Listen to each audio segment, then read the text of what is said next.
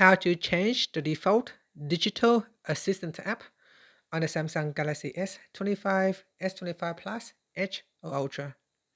First, tap on the home button to return back to the home screen. Then on the home screen, swipe down at the top to open up quick settings. Now in here, tap on the settings icon. Next, we then scroll down and then tap on apps. Now at the top here, tap on choose default apps. And then go down and tap on digital assistant app. And then tap on the left hand side panel here, digital assistant app. And then you can choose the default app that you would like to use. So here, if you like, you can choose Amazon Alexa.